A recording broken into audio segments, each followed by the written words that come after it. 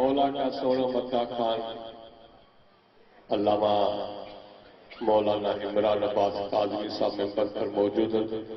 ان کا علاوہ مولانا منظور حسین سولگی، مولانا مبشر مہدی، مولانا محمد صالح شر، مولانا غلام عباس قمی، مفتی اختر عباس، ذاکر تقی عباس قیامت دینا جو کی سالانی مجلس رضا میں حصہ وٹھندا. محمد آل محمد تے بلند تر صلوات. محرم جو چنڈ جیئں چڑھندو آ ہر غیرت مند اداس نظر ایندو آ. محرم جو چنڈ جیئں چڑھندو آ ہر غیرت مند اداس نظر ایندو آ. شو جو ہن مہینے میں ہر دل میں حسین جو کم خاص نظر ایندو آ. تو چوے تشیعہ تابوتا کڈن یا بدت آ، لیکن اساں کے انہن زرن میں حسین عباس نظر ایندو آ. نعرہ حیدری. انسان کا شاہ حیوان بھی ماتم کالا تیار تھی ویندان محرم میں. گلی گلی میں عباس جے علمن جا سنگار تھی ویندان محرم میں. جڏهن بھی سرکار عباس جا علامہ سنگاریندا ہوں تو منافق جلندا آهن. کیر یزید جو آ کیر حسین جو آ ظاہر سب بار تھی ویندان محرم میں. نعرہ حیدری. یہ روان جو سامو مولا جو سون متا خان علامہ مولانا عمران عباس قادری صاحب جن 40 منٹ آل محمد جو ذکر کندا بلند تر صلوات.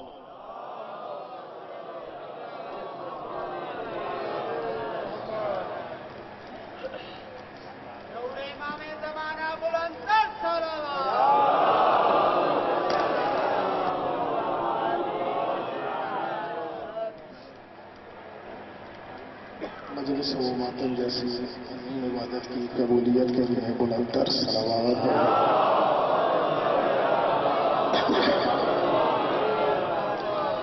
جو نیتیں، حاجتیں، مرادیں، دعائیں، منتیں لے کر آج کے اس فرشی عذاب پہ ہم سب اکٹھے ہوئے ہیں، ان سب کی قبولیت کے لیے بھی بلند تر صلوات.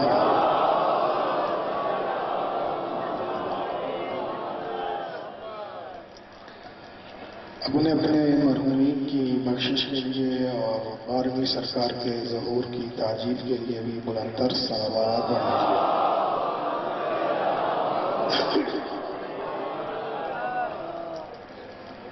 اعوذ باللہ من الشیطان الرجیم.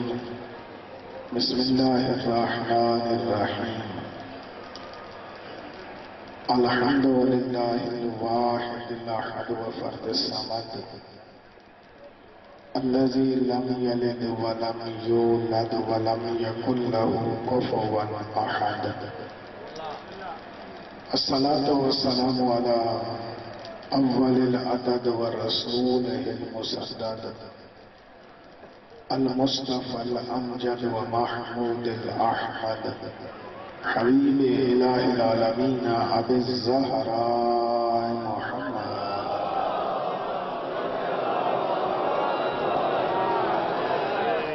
ثم الصلاة والسلام على أهل بيت النبوة ومعدن الرسالة ومصابيح الهداية وسفينة النجاة. أما بعد فقد قال الله تبارك وتعالى في كتاب المجيد وفرقان الحميد وقوله الحق. بسم الله الرحمن الرحيم. اهدنا الصراط المستقيم صراط الذين أنعمت عليهم غير المغضوب عليهم ولا الضالين. صلوات پڑھیے.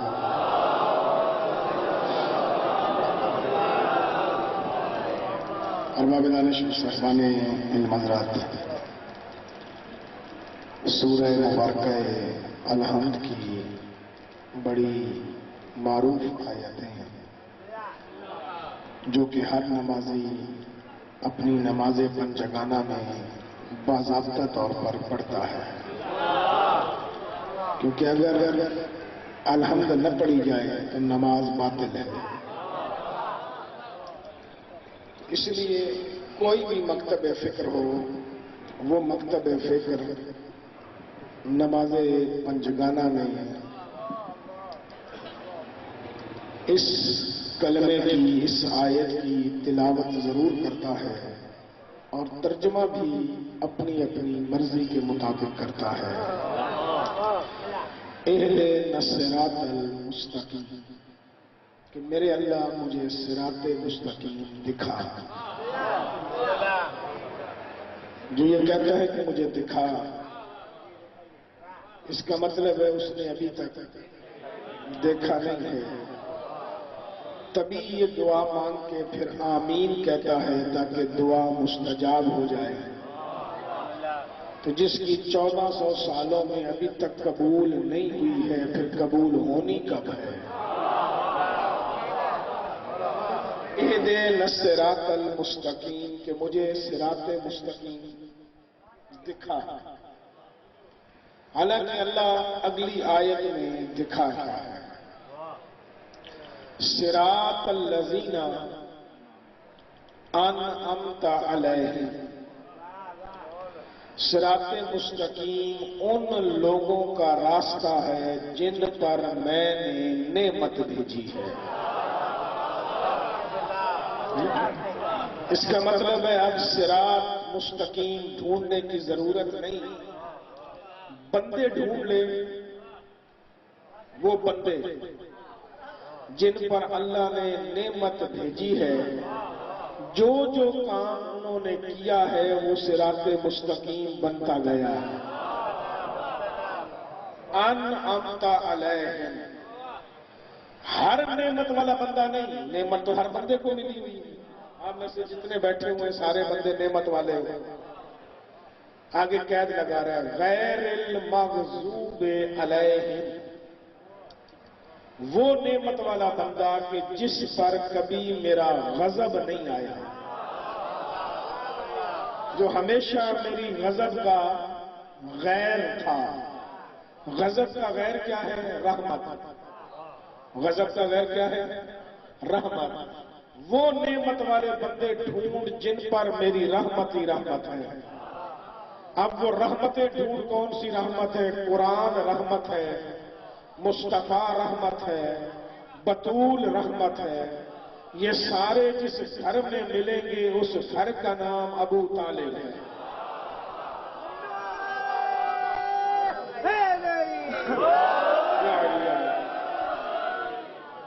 محمد کی ولادت جس گھر میں ہوئی وہ گھر ابو طالب کا ہے۔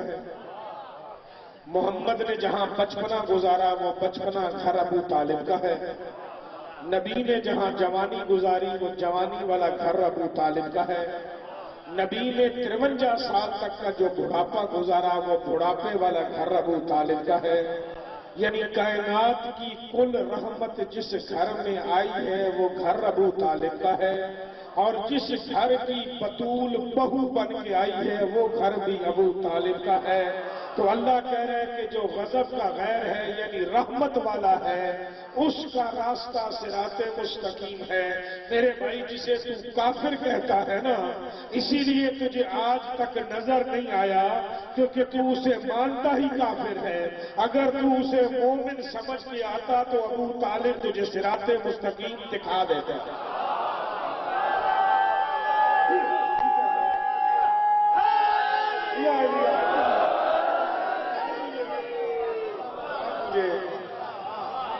تھوڑی سی حقیقت ابو طالب سے آگے لے کے جانے ہے، ایک سلسلے تک پہنچانی ہے بات مجھے۔ ابو طالب کا راستہ صراط مستقیم ہے۔ ابو طالب کا راستہ، ابو طالب کا راستہ کیا ہے؟ صراط مستقیم۔ پر وہ راستہ ہے کیا؟ وہ راستہ ہے حفاظت رسول، نگہبانی رسالت، دین کو بچانے والا، یہ ہے صراط مستقیم۔ نماز صراط مستقیم نہیں، نماز اس راستے پہ چلتے ہوئے جو ڈیوٹی انجام دی جاتی ہے اس ڈیوٹی کا نام ہے۔ نماز سمجھ میں آپ مین روڈ پہ چڑھتے ہیں تو آپ کو کچھ ٹیکس دینے پڑتے ہیں، ٹیکس آپ کو ایک مخصوص قسم کا ٹیکس آپ کو دینا پڑتا ہے۔ جی ٹول ٹیکس ہوتا ہے، شہر میں داخل ہونے کے لیے آپ کو دینا پڑتا ہے۔ ایسے ہی روڈ کے اوپر اشارے لگے ہوتے ہیں کہ یہاں آپ نے مڑنا ہے، اگر وہاں آپ سیدھے جائیں گے تو حادثہ ہو سکتا ہے. کہیں کہیں لکھا ہوا ہوتا ہے کہ یہاں آپ کو دائیں بائیں مڑنا ہے.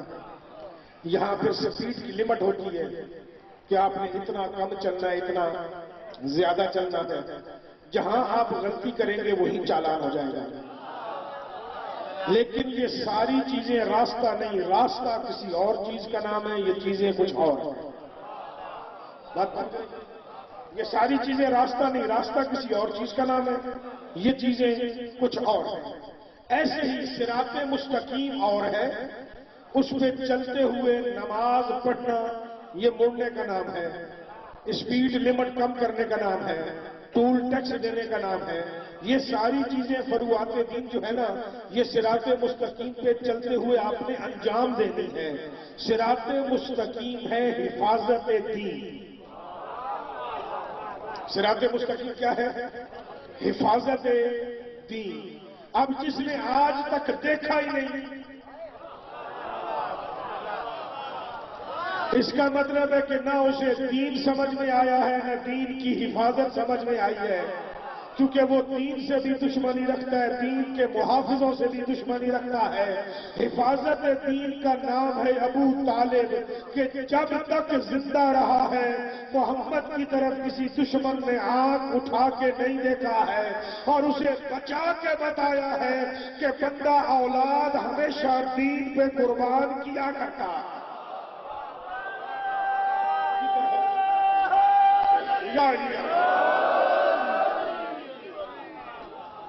ہر دور میں ایک محمد گزرا ہے، ہر دور، اور ہر دور میں ایک ابو طالب کی ضرورت ہے جو دین کو بچائے. ہر دور میں محمد تھے، ابو طالب دنیا سے چلے گئے، اب ابو طالب چاہیے تھا تو علی ابو طالب تھا. علی ابو طالب تھا. اور میں مثال دیتا ہوں ابو طالب ہونے. جب تک علی وارث ابو طالب تھے، علی ہر جنگ میں لڑا. نہیں لڑے علی ہر جنگ میں؟ ہر جنگ میں علی لڑے ہیں. جس دن محمد دنیا سے گئے ہیں علی نے بھی تلوار نیام میں ڈال دی ہے، کیونکہ اب ابو طالب کا وارث نہیں رہا، اب محمد کا وارث بھی بن گیا. لوگ کہتے ہیں نا 25 سال علی چپ کیوں رہا ہے؟ خاموشی یہ ہے کہ جب تک ابو طالب کا وارث تھا تلوار نکال کے رکھی ہے. جس دن عالمین کی رحمت کا وارث بنا ہے تلوار نیام میں ڈال دی ہے، کیونکہ اب رحمت تلوار اٹھائے ہوئے اچھی نہیں لگتی ہے.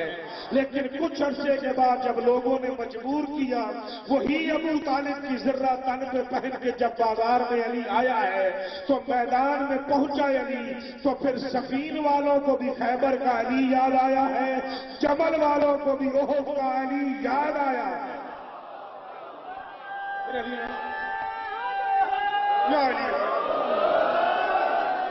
ہر وقت کے حسین کے ساتھ ایک ابو طالب چاہتا، اور اس ابو طالب کا راستہ ہی صراط مستقیم ہے. وقت کا محمد تھا حسین، یہاں ابو طالب چاہیے. اس ابو طالب کا نام ہے عباس. خدا کرے میرے جملے آپ تک پہنچ جائیں. محمد کی وراثت کے وارث کو حسین کہتے ہیں، ابو طالب کی وراثت کے وارث کو عباس کہتے ہیں. وہ عالمین کی رحمت ہے، یہ جلال ہے. آج بھی روضہ حسین پہ چلا جا، وہاں تجھے رحمت کی رحمت نظر آئے گی. روضہ عباس پہ چلا جا، وہاں تجھے جلال ہی جلال نظر آئے گا. کیونکہ مجھے حکم ہے تو میں نے اس لیے یہ بات شروع کی ہے. ہو سکتا ہے آپ کے مزاجوں پہ گراں گزرے، لیکن کچھ باتیں آپ تک پہنچانی اس حوالے سے بہت ضروری ہیں. حضرت ابو الفضل کی جھوٹی قسم نہیں اٹھائی جائے، کوئی نہیں اٹھا سکتا. عرب کا ایک چور تھا عراق کا، چوری کرتا تھا، اور چوری بھی حرم امام حسین سے. کبھی پنکھا اتار کے لے جاتا ہے، کبھی قالین اٹھا کے لے جاتا، جو موقع ملتا اٹھا کے لے جاتا۔ خادم اسے پکڑ لیتے اور وہ اسے لے جاتے ذریعے امام حسین۔ وہ ذریعے پہ جا کے قسم اٹھا لیتا، مولا حسین کی قسم میں نے چوری نہیں کی، کچھ نہیں ہوتا، اور اسے خادم چھوڑ دیتا، وہ چلا جاتا۔ اب چور بھی شیر ہو گیا، شیر ہو گیا اپنی جگہ کہ مولا کہتے ہیں کچھ نہیں، جو مرضی ہے پر۔ ایک دن چوری کرتے ہوئے پکڑا گیا، خادموں نے حسب عادت اسے پکڑ کے سرکار کی زری کے سامنے رکھا۔ اس نے زری کی طرف یوں ہاتھ کیا کہ مجھے زری کی قسم ہے مولا حسین کی میں نے چوری نہیں کی۔ اتنے ہی جملے بولے کہ منہ پہ تھپڑ لگا، 10 قدم پیچھے جا کے گیا۔ پریشان ہو گیا، چور بھی پریشان، خادم بھی پریشان کہ روضہ حسین سے تو کبھی آج تک تھپڑ آیا نہیں، سالوں سے چوریاں کر رہا ہے، سالوں کا معمول ہے، بخشش ملتی رہتی ہے، آج پتہ نہیں کیا ہو گیا ہے۔ اب جو وہاں پہ پہنچے، رات کو سوئے، حاجت کی نمازیں پڑھی، مولا کی بارگاہ میں پہنچا، چور بھی پہنچا مولا کی بارگاہ، گریہ ازاری کر کے سرکار امام حسین خواب میں آئے، کہتا ہے مولا زندگی میں آپ نے کبھی تھپڑ نہیں مارا، روز آپ کی چوری کر رہا ہوں پچھلے 10 سالوں، قسمیں بھی ہر روز اٹھاتا ہوں، ہر روز مجھے معافی ہو جاتی ہے۔ سرکار نے فرمایا آج تم نے دن عجیب چنا تھا۔ کہ دن کیوں عجیب تھا؟ کہ آج شب جمعہ تھی اور آج مجھے ملنے کے لیے عباس آیا ہوا تھا۔ آج شب جمعہ تھی اور مجھے ملنے کے لیے عباس آیا ہوا تھا۔ جیسے ہی تو نے میری جھوٹی قسم اٹھائی، میرے روکنے سے پہلے اس کا تھپڑ تمہیں لگ گیا ہے کہ کیا تو نے حسین کو بے وارث سمجھا ہوا ہے؟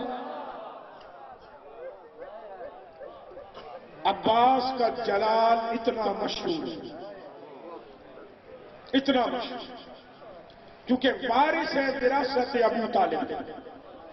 اے میرے عزیز، میرے بھائی، میرے بزرگان، جو بھی اس مجلس میں تشریف فرماؤ، جتنے بھی عزادات ہو، یاد رکھا کر یا تو غازی کا علم لگایا نہ کر، اور اگر غازی کا علم لگاتا ہے تو پھر اس علم کے نیچے بے حیائی نہ کیا کر۔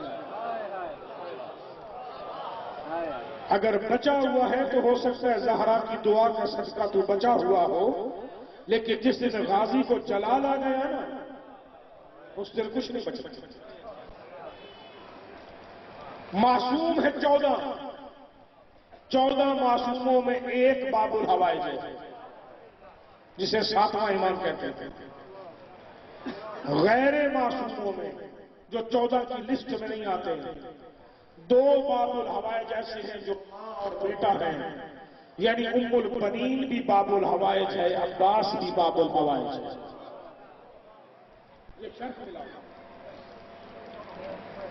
4 باب الحوائج کہلاتے ہیں: جناب علی جن الاسغر، جناب ام البنین، جناب ابو الفضل العباس اور جناب حضرت امام موسیٰ کاظم۔ تیری کوئی حاجت ہو، ان 4 میں سے کسی ایک باب الحوائج کو واسطہ دے، تیری حاجت پوری ہو جائے۔ ہر کوئی کیسے باب الحوائج بنائے، وہ مسلسل علیحدہ موضوعات ہیں جو بیان نہیں کر پاؤں گا یہاں، کیونکہ مجھے بھائی نے حکم دیا، ان کی گزارشات تھی، ان کے حکم تھے۔ عباس کیسے باب الحوائج بنائے؟ واقعہ کربلا کے گزر جانے کے 40 یا 60 سال بعد روضہ حسین کی مجاور ہے ایک سیدزادی جو دربار حسین پہ جھاڑو دیا کرتی ہے، بیوہ، بیٹا ایک جوان ہے جو کہ مر گیا، اپنے گھر سے اٹھی ہے کہ بیٹا میرا مر گیا۔ لوگوں نے آگے کہا اسے دفناتے ہیں، اس کا انتظام کرتے ہیں۔ دیکھ کے کہتی ہے کہ نہیں، میں بے وارث نہیں ہوں، ایسے کیسے مر گیا، میں زندہ کرواؤں۔ روضہ حسین ابن علی پہ جانے کی بجائے روضہ عباس پہ۔ شیخ مفید علیہ الرحمہ نے اس بات کو لکھا ہے، اگر کسی کے دل پہ بات لگے تو میں معذرت چاہوں گا، زحمت اسے ہو تو میں معذرت چاہوں گا کیونکہ جملے اسی انداز کے ہیں کہ اس نے حضرت عباس کے ساتھ حجت کی ہے. حجت کر کے کہتی ہے عباس میں نے تو سنا ہے کہ تو کہلاتا ہے کہ میں زہرا کی اولاد کا نوکر ہوں, تو پھر مجھے دیکھ میں کون ہوں, میں بھی سید زادی ہوں. تیرے ہوتے ہوئے میرا بیٹا مر جائے یہ مجھ سے برداشت نہیں ہوتا, مجھے بیٹا زندہ لے لے, اس کی زندگی بڑھنی چاہیے. آنکھ لگی ہے, شیخ مفید فرماتے ہیں آنکھ لگی ہے, سو گئی ہے. خواب میں حضرت ابو الفضل عباس آئے ہیں, بدن پہ 2 پر لگے ہوئے ہیں جعفر طیار کی طرح, اور اسے کہا چل تیرے نانا کے دربار میں چل. وہ مومنہ سیدزادی کہتی ہے جب ہم نکلے ہیں 14 کی کچہری میں پہنچے ہیں, کہتی ہے عظمت عباس اس وقت واضح ہوئی ہے کہ دربار میں عباس داخل ہوا ہے, مہدی سے لے کر محمد تک سارے کھڑے ہو گئے.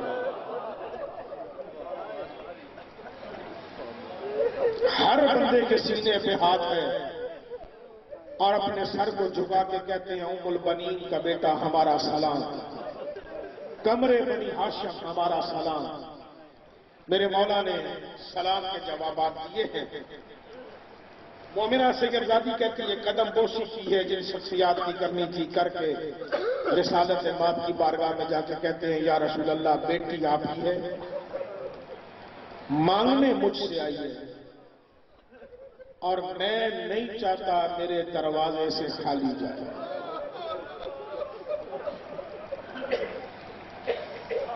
پھر رو پڑا ہے ابو الفضل. سرکار فرماتے ہیں روتا کیوں ہے؟ ابو الفضل رو کے کہتے ہیں اللہ کا رسول پہلے بھی تیری ایک بیٹی میرے دروازے سے خالی گئی. سمجھ گئے؟ 9 مرتبہ دروازے پہ آئی تھی کہ چاچا پانی کا ایک گھونٹ مل جائے میرا اصغر بچہ. میں نہیں چاہتا آپ کی بیٹی میرے دروازے سے خالی جائے. مومنہ سیدزادی کہتی ہے اللہ کے رسول نے لوح محفوظ کا مطالعہ کیا ہے, مطالعہ کر کے کہا عباس ہم معذرت چاہتے ہیں اس کی زندگی میں اولاد نہیں, اللہ کی مشیت یہی ہے, ہم مشیت اللہ کو نہیں بدلتے. عباس کے قدم واپسی کے لیے نکلے ہیں اور عباس کی آنکھوں میں آنسو آئے. اب قبلہ لکھتے ہیں کہ جیسے عباس کی آنکھ میں یوں آنسو تر کے آیا ہے نا, باہر نکلنے لگا ہے, شام میں سوئی ہوئی علی کی بیٹی تڑپ گئی.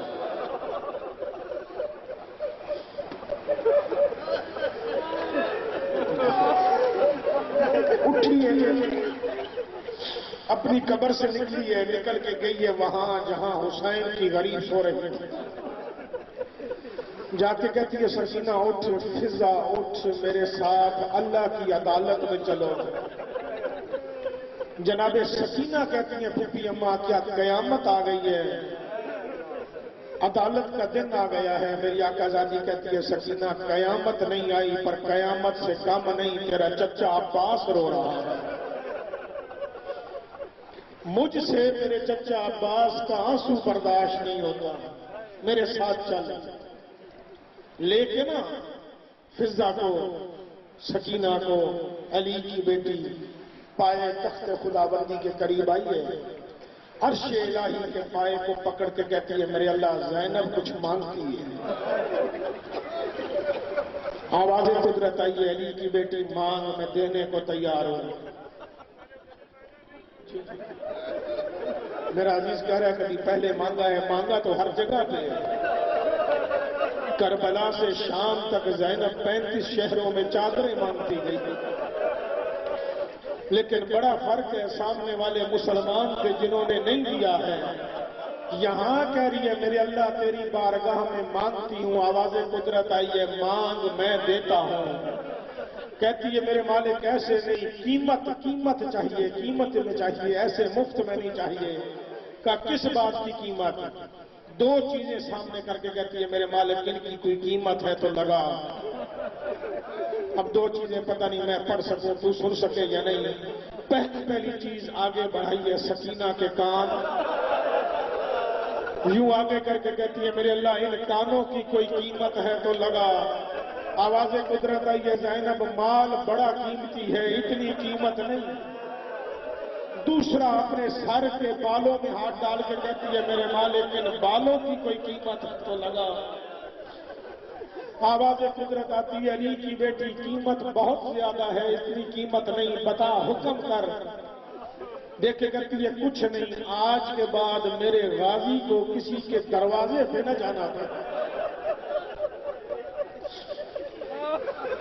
اس کے پاس مانگنے کے لیے کوئی بندہ ہے نا اس کے سامنے آ کے مانگے غازی خود دے. کسی کے پاس اسے نہ جانا پڑے. آواز قدرت آئی ہے جا علی کی بیٹی تیرے بالوں کا صدقہ سکینہ کے کانوں کا صدقہ ہم نے عباس کو باب الحوائج بنایا ہے. جو ہماری مشیت میں نہیں ہوگا غازی کہے گا ہم بدل دیں گے.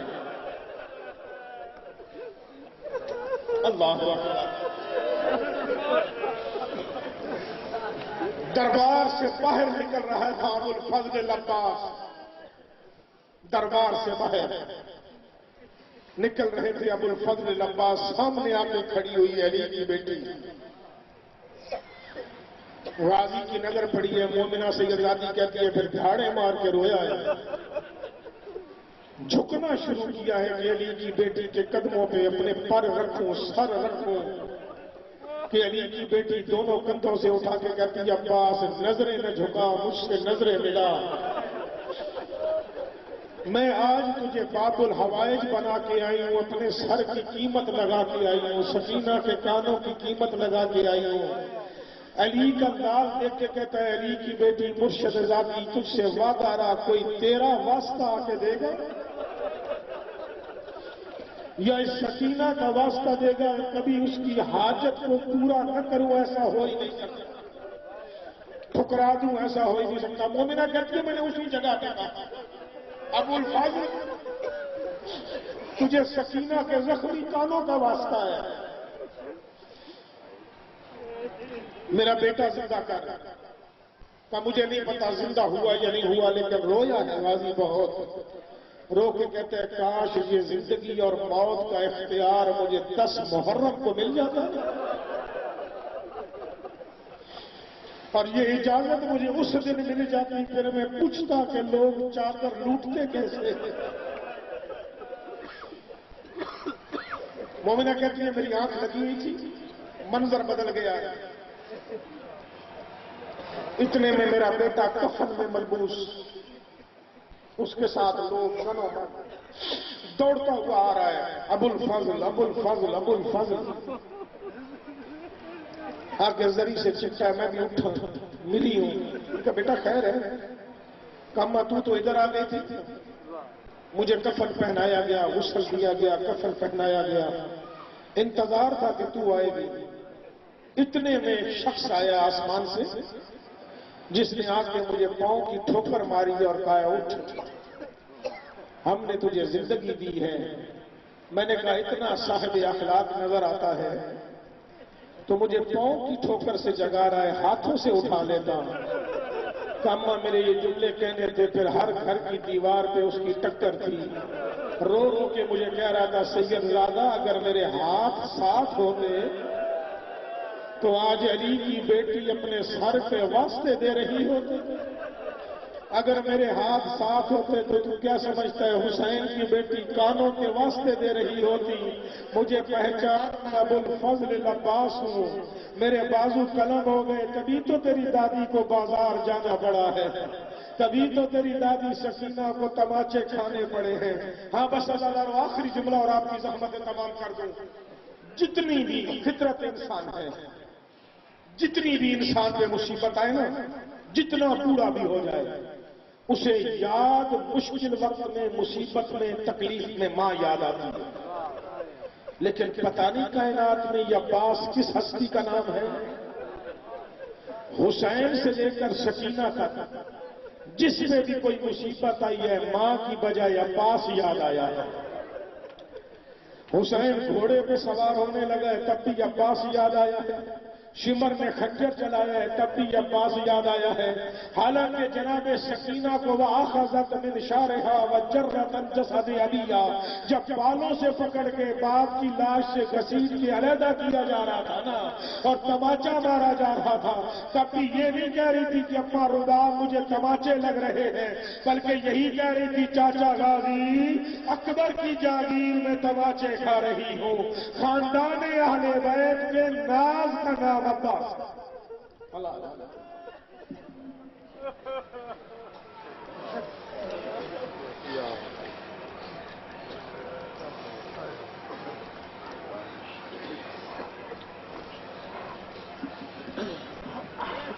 آل محمد کی ذات پہ بلند تر صلوات پڑھ۔ بانی مجلس زوال سجاد و سکوری ان کے پٹرن ان کے خاندان کے تمام افراد کے صحت سلامتی رزق کشاد واسطے بدول کی ذات پہ بلند تر صلوات پڑھ۔